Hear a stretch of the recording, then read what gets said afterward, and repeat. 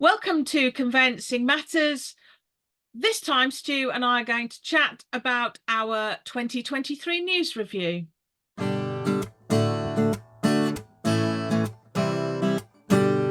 Welcome to Conveyancing Matters with Lorraine and Stu. Join us for a chat about all things property. So, Mr. Forsdyke, end of 2023 already. Can you believe it? Oh, I can't. The year has just flown past, doesn't it? It's unbelievable. And that's a cliche as you get older, isn't it? Yeah. But it really has gone quick this year. And I think when we were sort of mulling over and looking at the list of guests that we spoke to, it was like, really? God, yeah, I can't believe that was that long ago. But I know, quite extraordinary. Well, it is. Conveyancing Matters is well. Before I start, Stu, I've got to ask, mate, have you got PCS on that Christmas jumper? I haven't. I can't go too far down because my belly will appear. But Yeah, no. it's a bit tight, this jump. I've got to say, it only comes out once a year, and it's been shrunk a couple of times in the wash. But Yeah, really. yeah, definitely, It's yeah. never been washed. It's you just filling it, expanding to fill it Well, every and year, it's that mate. time of year, yeah. Yeah, But what just a can bit. I say? I know. No, What's that well, behind you then? So normally we see you just with a simple white background, but you've actually made quite an effort this time gone then. festive, mate. Gone You festive. have Yeah, gone festive. And who's that yeah. behind you over your shoulder as well? It's one of these. We're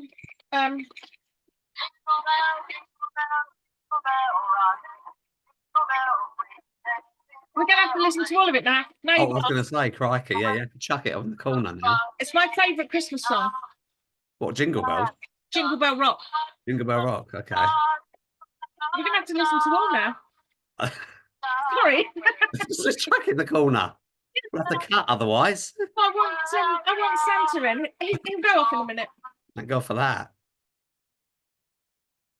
There you go, as if by magic. You turned it off. Okay, I switched him off. Who knew? Fancy cancelling Santa. I've cancelled Santa. You have, I know, yeah, definitely. So I've got another one that does a poem, but I've got a teddy that. Yeah, please don't. I think everyone will switch off now. No, I No, won't. please don't. No more. No I'm more. not going to, but isn't No it? more, please. Anyway, so Conveyancing Matters news review. Yeah. When we put this together, we realised what a busy year we've had, and Yeah. of course, Conveyancing Matters itself. I mean, we've had a couple of great events this year, haven't we, Stu? We've done February in your patch on your patch in Essex. It was in Rayleigh, that's right. Yeah. So we did our sort of Essex Conveyancing Matters live, didn't we? That went well. Yeah, sponsored by AM Surveys, and then of course we did 8th of November. We did Shoreditch, sponsored by Search Bureau Conveyancing Disasters, and that was really successful. Really pleased with that. And of course, for anybody interested, February 2024, we're coming to Birmingham.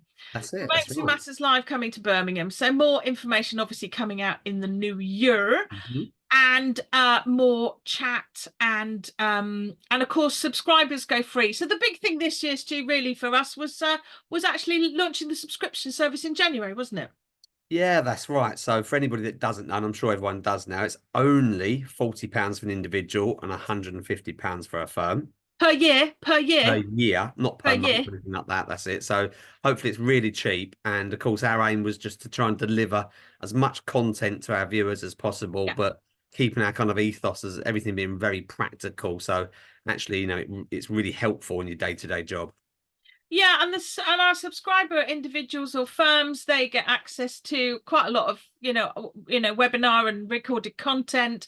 They get a new CPD webinar every month, and access to the live events for free. So www.conveyancing-matters.co.uk if you want to subscribe. Yeah. But you've alluded to our guests, Stu, and we've averaged just about one a month, which is great. And Yeah. we started strong, didn't we, with the Land Registry's Deputy Chief Exec, Mike Harlow. That was a really successful chat, wasn't it? And the Land Reg themselves actually sort of promoted the chat and put it out on their own news email. So that was an interesting chat with Mike, wasn't it? It was, and if you remember, it actually started off with, I think, an article that he'd wrote where he was, let's just say, maybe blaming our industry for a lot of the delays their end. So it was good to get Mike on for him to maybe dispel some of the thoughts that had maybe intruded into the profession. But of course, it's something that still affects us now. So I'm sure we need to get Mike back on, probably, don't we? Yeah, we do. I mean, obviously, a big issue and a news issue really for the whole of 2023 has been the land registry's own Mm. published delays in processing more complex registrations, be it first registration, transfers of part on new builds, and really, that's still an issue for conveyancers nearly 12 months after we chatted to Mike, isn't it? I don't think any conveyancers have really noticed an appreciable difference yet, have they? No, no, definitely not. No, no, it's yeah, same old at the moment, isn't it? Yeah, absolutely. So, I mean, just to mention our other fantastic guests, we had lovely Nicola Mackenzie, uh, Yeah. but mortgage broker and very popular on YouTube. She's done really well on YouTube, hasn't Yeah, she? she has. And of course, very relevant this year because again, one of the biggest sort of talking points has probably been, mortgage rates and the way in which they've gone up, and an obvious sort of big fact in terms of affecting how many conveyancing transactions are going on at the moment. Yeah, absolutely. Of course, when we talked to Nicola, it was very close to the disastrous budget, That's in right. autumn 2022, and that's when the lenders were, pulling mortgage offers and mortgage rates all over the place. So, talking to Nicola, we were right, sort of in the eye of the storm then. And we talked to Noel Hunter, OBE, just such a lovely, lovely man, and what a great speaker. The chairman of the Consumer Code for Home Builders, and if anybody's interested, our chat with Noel is actually on their website as well, which is nice. And lots for Noel to talk about. He mentioned the New Homes Quality Board, which everybody thought, sort of in the wake of the Building Safety Act, was going to be the go-to place for people with problems with new builds, but that seems not to have got off the ground. So Noel is sort of refreshing and reinvigorating the Consumer Code for home builders, and frankly, good luck to him. And of course, early in the year, PEXA sort of came into the UK markets too, didn't it? And we talked to Heather Crichton from PEXA. Yeah, Heather was really interesting, sort of outlining sort of their plans, wasn't she? So again, for anyone that's interested in looking back, they can visit the channel, can't they? Yeah, and you've had a number of influencers, property influencers, Yeah. Stu. Really, you've chatted to Tej Singh and Rob Moore in particular, and of course we both chatted to landlord's friend Paul Champlina. So you've got some very high profile sort of property contacts on the show this year. Yeah, that's it. And I think Ted spoke a lot about sort of different structure of deals. I always find it very interesting speaking to a lot of investors in the way that they sort of put together their portfolios, not necessarily sort of having the cash to immediately buy. So again, he was insightful in terms of the way he was put deals together, and of course their opinions on the conveyancing industry and conveyancing. Yeah, absolutely. And you chatted to Darren Parfit, Stu. Yes, we had a good chat with Darren about indemnity insurance. Yeah, it feels a bit strange that it's something we've never really spoke too much about on the channel, but of course we use products, well, probably every single day, I Yeah. suspect. And there's I suppose a limited amount of companies out there that do them, so we all use those companies, we all use those products on a daily basis. So yeah, Darren was good value. And well, speaking of products that Simon Lum, one of our guests, would like to use, or everyone to use on a daily basis, of course, property logbooks, which is very much Simon's arena. And we had a very interesting chat with him, and indeed he came to Conveyancing Matters Live in November, so it's very nice to chat to him. And then of course we've done our recent reviews with two cornerstones of the property industry, gurus and all round good eggs, Rob Housestone and Russell Quirks, Stu. Of course, do we call it Russell Quirk conveyancer these days, or with his Well, sort of plans? I don't know. Who knows? do we? Or is he just gonna turn tail and run in the opposite direction? I suspect possibly the latter, when he realizes just how difficult it is to actually get a conveyancing business off the ground. But it was very lovely to speak to him and to Rob, and we mentioned material information, Yeah. which looking ahead, I think is going to be one of the big challenges for both estate agents and conveyancers in 2024. So if anybody wants to know a little bit more about that, then reviewing our chats with Rob and Russell that we've done very recently would be a good way into that content. But in terms of more technical legal news, there were some sort of big headlines this year. Stu weren't there, and I thought it would be worth just briefly mentioning. I mean, knotweed, the good old Japanese knotweed, we continue to have a drizzle of cases about that, and we did have a Court of Appeal case this year, which basically did, the Court of Appeal refused to extend the tort of nuisance. So there was no nuisance just because knotweed is present on adjoining land, but there may well be a claim by the owner of the land onto which knotweed has encroached if the knotweed isn't properly managed and causes physical interference with the neighbouring property. So it's just one of those continual sort of issues that I think conveyancers are going to have to grapple with. Knotweed's not going anywhere, is it, Stu? No. I think when it first, I mean, how long ago is it now that knotweed came on the scene? It must be 5, 6 years. Was it Oh, longer? and the rest The actually. rest I of mean, it, I was 10, thinking maybe? about knotweed on development sites when I was still in practice full time. Really? I mean, I would you're actually 10 years, Stu, I would And say. there's bloody hell, yeah. Yeah. So I think I can remember when we first started talking about it, I thought it was something that might be here today, gone tomorrow kind of thing, but most definitely not. And possibly could be something in the future that gets worse, perhaps more on the sort of invasive species front, not just knotweed. So yeah, watch this space again. Yeah, absolutely. And if anybody's interested, the RICS put out some content this year on knotweed. And on the one hand said, well, it's not that bad, lads, it's not necessarily disastrous. But on the other hand, sort of slightly pulled the rug and said, yeah, but our surveys aren't going to talk about it in any detail. But of Cool. course, inevitably, it's the lenders, isn't it? It's the lenders that, Yeah. are pretty risk averse. And funnily enough, I think properties, Stu, and, please correct me if I'm wrong, but I think if knotweed has been present on a property and it has been treated and there is a guarantee in place, that's a much better place to be than just the general Oh, sort of whiff of knotweed and a potential problem. oh, 100%. And you've always got to remember, this is not our decision to make anyway. We can only service both the lender and the client with the facts or as much information as we hold from the vendor, and let them make that decision because it's not something we can really comment on anyway. Yeah, absolutely. Well, of course, Stu, another issue that continues to be an issue for conveyancers, AML, good old anti-money laundering, the Yeah, ever-present risk. Our regulators have both been out in force this year, yeah. and recently the SRA, it was reported, has given out, the biggest fine that it's Mm. given to a firm so far for AML failings, based on the turnover of the firm. But in a case where there was no loss, no harm to the public, the firm self-reported and has put everything right. But I do think that just feels like the direction of travel to me. Well, if anything, it seems this year maybe it's been ramped up a bit, AML, doesn't it? It's obviously always been on the scene for as long as I can remember again now. But yeah, it's really, really, really ramped up this year. And I think the CLC in particular, the SRA as well, it's going to be heavily on their agenda next year, isn't it? And I Yeah. think making that distinct differential between, ID checking, source of funds, and source of wealth, and trying to sort of pull them all apart is going to be mega important next year.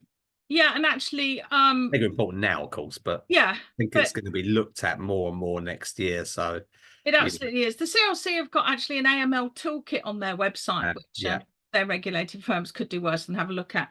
And of course, I mean, I suppose an issue that as an SRA regulated individual, I can't fail to comment on in this sort of more generic context is, of course, the Axiom Ince debacle, and the fact that an SRA regulated firm has gone down the tubes owing reportedly having, 64 million pounds having disappeared out of client account. And I have to say, I do feel that a lot of SRA regulated firms are going to feel a massive mismatch between getting a rap on the knuckles because the details of the transparency rules aren't properly inserted on their website, for example, as opposed to the extent to which the SRA reacted to a failing where 64 million pounds worth of client money went down the tubes. And of course the likes of me may well still have to end up paying a levy to actually plug the gap in the compensation fund. The SRA have said they're not going to do it in the current year, but they haven't ruled out doing it again. I think we should all just watch that story with great care and interest, and the extent of the SRA's kind of involvement in the sense of how they reacted, I think is going to come out in the wash in the end of the day. And I, for one, Stu, will certainly be looking at that quite yeah. quite closely. I bet. But of course, really, well, I think the big news of the year's got to be, what, Building hasn't it? Safety Acts, yeah. We have to use the word unfortunately so. And probably now not the time and place before Christmas to start talking too much about the Building Safety Act, but no doubt it's something that's going to continue to be in the headlines next year. And we're going to be doing an updated CPD for our subscribers, of course. Revisiting the topic. We did one earlier in the year, didn't we? Well, we did 3 or 4. Yeah, yes, right, yeah. So it's ever evolving, and of course, something that's certainly not dying away. No, absolutely. Continues to be a concern. I mean, Rob interestingly reported he's got the ear of lots of conveyancing firms that anecdotally, he feels it's about half and half now. Yeah, Half firms aren't sort of doing leasehold work, which might be affected by the act, and sort of, half are. But I think, again, just linking this to one of the issues to be looking out for in 2024. We mentioned in our last, Conveyancing Matters news, Stu, the leasehold and freehold reform bill. It's passed its second reading, by the way, in the House of Commons on the 11th of December, but there's quite a lot that it didn't include, which was ridiculous. But I think the problem I have really is, well, firstly, the Building Safety Act wasn't even on our radar this time last year, was it, Stu? I mean, the Building no, Safety Act that's what's incredible. came into force in June 2022, but it wasn't actually until the LPE1 and a couple of the forms were updated in January of 2023 that included reference to the act that actually we started to think about it as conveyancers.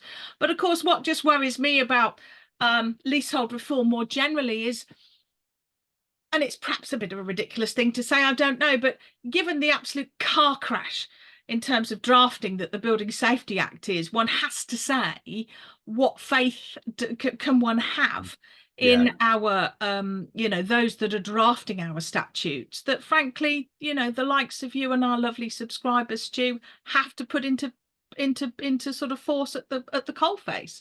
yeah. The Building Safety Act is just a terribly drafted piece of legislation. What's interesting, I think, about the Building Safety Act at the moment is when, particularly going back to Rob's reference, when we attended his bold conference, again, it was 50-50. At the end of the year, it's probably still 50-50. Mm. It doesn't seem to be something that's maybe diluted as the years gone on and we've all got used to, like other things that have been thrust upon us in the past. It's still very much the same stats in terms of who will touch them and who won't. And it's not something, for example, that maybe law firms, lenders in particular, have really acclimatized themselves to, and it's becoming part of what we do. It's still very much something that's a problem. Yeah, absolutely. Well, and on the issue of the lenders, I mean, they in particular have imposed such onerous requirements in relation to what firms have to verify in Yeah. terms of unverifiable information around building safety, whether it's the leaseholder deed certificate or the landlord certificate, that it's made a lot of firms sort of run for cover. And of course, linked to that, but looking into 2024 now, of course, is going to be the professional indemnity insurance, because I think Yeah. that's where for firms it's really going to start to come out in the wash, is actually next year into 2024 in relation to the Building Safety Act. But I worry that the combination of the Building Safety Act and just the uncertainty around leasehold as a form of tenure, whether we're talking about the Conservatives or Labour, is still going to have, I think, quite a negative effect on the leasehold market more generally, Stu. Yeah, yeah. Oh, without doubt, we've spoken about this before, haven't we? The sort of negative stance the government have on leaseholds is, it's ludicrous, really. And it's a shame that the general public aren't sort of educated more as to what the problems are. Not necessarily that it's leasehold; it's more sort of greedy developers in the way the original leases were put together, not merely Yeah, leasehold. But there you go. leasehold as a form of tenure is It's not the problem. fine.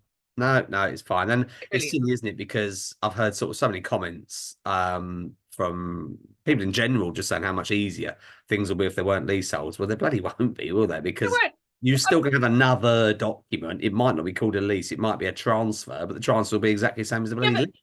So, everybody seems to have this ridiculous idea that leaseholders want to take control of their own destiny yeah, Yeah. and run their own buildings. No, Yeah. they don't. No, they don't. I don't think they do. They Yeah. absolutely don't. You Right. know, even Right. small developments over the years too, I've Yeah. dealt with Completely agree. tons of them, where people have perhaps only got to look after, you know, a private drainage system, a Yeah. cloister or whatever, an important, even, you know, a little freehold Yeah. development. Yeah. And Yeah. they do not want to do it. People want to just live in their flat. They want to pay a reasonable service charge. They don't want to be messing and fannying about, sorting out insurance, sorting out a leak to the roof, sorting, you know, whatever, sorting out when the bins get full and there's a problem, whatever it is. Yeah. People living in those properties don't want to do it. And it's a complete and utter fallacy to Yeah. suggest that they do. Yeah. No, My, I in my completely opinion. agree. I'm 100% with you on this one. But so leasehold is, you know, and Building Safety Act continue to be issues. And Stu, a relatively recent sort of mid-November, slight sort of running saw. How are we doing with the cyber attack that affected, you know, a fairly significant conveyancing platform, which crept out and affected lots of firms and chains? Yeah. You know, where are we at with that in terms of practice generally? Well, certainly everything's diluted and died down, and those firms that were affected are able to process transactions. So I don't think there's any issues at the moment in terms of, you know, getting your clients over the line, so to speak. But you know, cyber attacks, you know, these big sort of firms, big platforms that are suffering, it's only going to be something that's going to affect us again next year. And, you know, we were discussing when we had our talks on cyber attacks, you know, it was only 2 years ago that there was the biggest one maybe our profession had had before. So, you know, it doesn't look good, does it? I think everyone needs to be so mindful that we're such a target, aren't we? Yeah. For those fraudsters. And of course, the gain is so enormous that, yeah, it's certainly not going to be going away. No, I mean, firms presumably should be trying to establish ways of sort of protecting themselves, their clients, their client data, and the integrity of their transactions. And you know, I'm an old bit of an old Luddite, Stu, but Never, where, yeah, but you know, where never. the entire sort of faith is placed in so-called game-changing prop tech, then this is the road it can take us down. And firms have surely got to be now looking, all firms, not just those affected, quite frankly. Well, you know, well, what's the backup? What's plan B? What's the Yeah. disaster planning? And I've no doubt that the organisations in question, you know, had those discussions. Don't get me wrong, but surely in terms of disaster planning, Stu, firms have got to say, right, how do we complete if we can't get access to our system?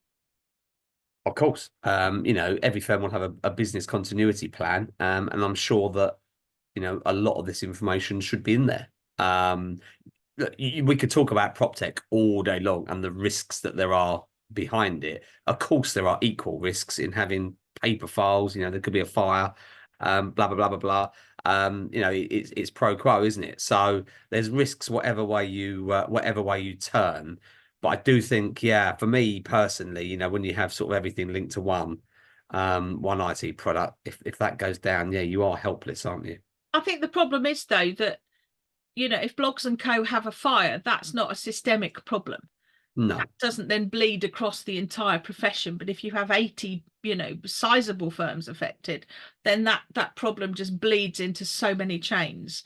And of course, fire has always been a problem, which is why we've had to do something dull like, you know, put deeds in fireproof strong rooms. So, so I guess that's always been a potential issue.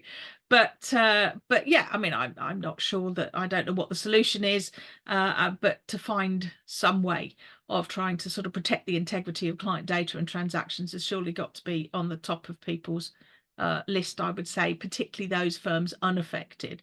I think it's not helpful for firms to sit back and say, well, ha ha, we weren't affected, we're in the clear. Yeah, you've always got to continually review your policies and your procedures on this one. And of course, IT is such a fast evolving Yeah. animal at the best of times that you need to be fast evolved in terms of, you know, what we do to protect yourself. So it is a difficult one. You know, I think fraud, cyber attacks, you know, hacking of emails, bank details, it's just got to be right at the top of your agenda. Yeah. But perhaps to conclude, Stu, problems we didn't know we had is perhaps a good place to finish this chat. Law Society deciding on the 1st of November, doing an incredibly short consultation, which is Yeah. already closed. Formulae for exchange. As I say, problems conveyancers didn't know they had.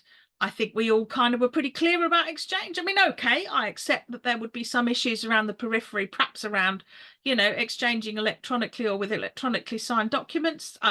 Quite why the Law Society would feel the need to throw the baby out with the bathwater, produce a new exchange protocol running to 12 pages of PDF, which of course, which only SRA regulated and CQS accredited firms have to use. So I suspect if it does get introduced, and it seems to me that the Law Society appear to be suggesting a fait accompli. Their guff, as we said a month or so ago, Stu, was the way you exchange property contracts is changing, which rather suggested to me that the Law Society had made up its mind. But I couldn't see the need for it, and I think it's just going to cause more problems than it solves, because half of the regulated firms within the industry aren't going to have to use it. That is almost going to be like a cultural change. Of course it is. That is But going we to be know very, how good property lawyers are at that. yeah, nobody likes change in this industry, do they? But that is going to be very difficult. And for me, there's been so much stuff this year, isn't there? And we've just basically gone through most of it. Cyber attacks, Building Safety Act, AML, of all these big animals that we had to try and tame. This was just something that wasn't even a mouse squeaking, was it? It wasn't something that prevented a problem. Of all the issues we've had over this year, this was certainly not one that was anywhere near the top or even up for discussion, really. No, I mean, I'd be delighted to welcome somebody from the Law Society on if they want to come and talk about it. I'd be genuinely delighted. But I have to say, I hate to say, but the phrase that springs to my mind, Stu, is deck chairs and Titanic. To be quite honest, it doesn't. Quite honestly, I just do not understand the rationale at all. There are certain aspects, absolutely, I think you can try and update. I mean, the formulae were introduced in 1989, or the current version, can you believe? Yeah. Dated 1989, and if you look at the formulae for exchange, still refers to telex. So I'm not saying it wasn't due for an update. Updating the formula would have been fine. Yeah.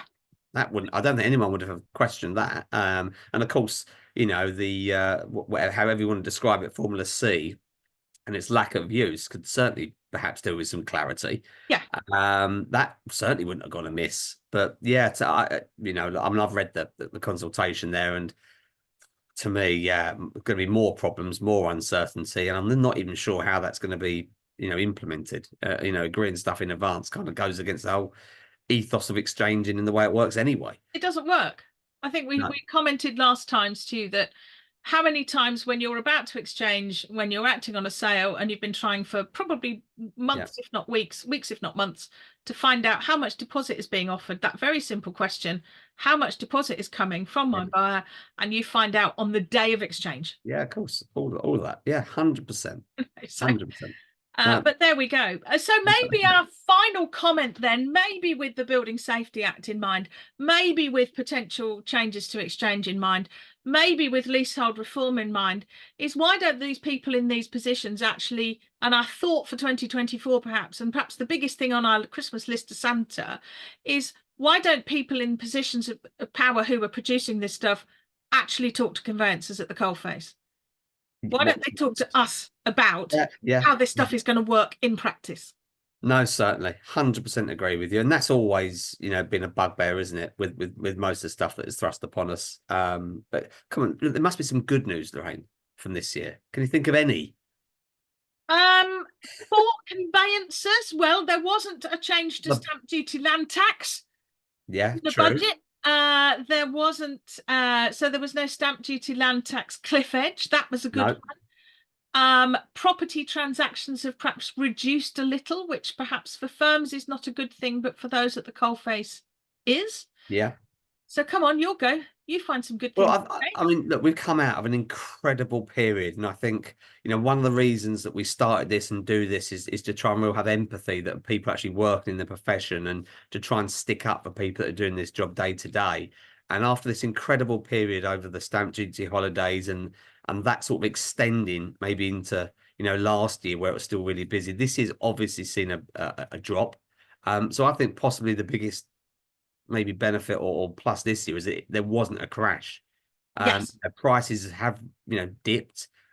You could listen to the shows that we've done with the likes of Russell to get more information on that and more educated opinions in terms of stats, etc. But there wasn't the crash that many predicted. No. You would have thought that going into next year as a positive, it can only go one way, and that's get slightly better. And I really hope, and my wish for Santa is that the market improves, the number of transactions increase, but at a steady rate, so we can all adjust and business plan for those, unlike what happened a few years back. Yeah, absolutely, absolutely. Well, on that, And if that's the only positive we've got, it shows you what a difficult bloody job that we do, doesn't it? well, it really, really is, and the difficulties that conveyancers at the coalface face, Definitely. and I think the phrase "be kind" is overused, but actually to show for everybody, particularly those in the profession, to show their colleagues within the profession the respect that Yeah. they deserve is, I would say, also another sort of thing that would go on my Santa list. And I don't think it's just be kind. I find that a bit empty. Yeah. What I'm talking about is sort of, professionalism, it's ethics. If you've got somebody on the other side who doesn't really seem to know as much as you, um, well, our job is not to necessarily directly educate them, but that's not often the individual's conveyancer's fault. That's the organisation they work in. They Mm, are still doing a very difficult job, and they deserve respect and civility. mm, And if you've got somebody on the other side who you don't think's perhaps able to exchange or is on top of the brief, then you can perhaps make some well placed, helpful suggestions. But just this very rude, very aggressive ethos is I think very damaging to the profession. And I mean this from professionals. I'm not talking about clients. Clients have always been like that. But I think actually, but it's more for me. It's more than just be kind.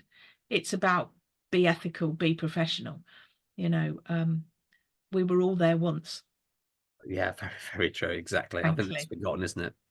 But well, on that note, Stu, well, Yeah. thanks very much for flying with me with Conveyancing Matters. I think we've had another really good year. Yeah. Hopefully, Really we've enjoyed got it. some new changes coming and some new innovations in 2024, which our watchers and subscribers will like. So I send you and indeed everybody watching and our lovely subscribers the best for the festive season. That's it. And I'll catch up with you in, well, probably a couple of weeks, I'd say. Merry Christmas and Happy New Year to everyone. Take care, mate. See Bye. you.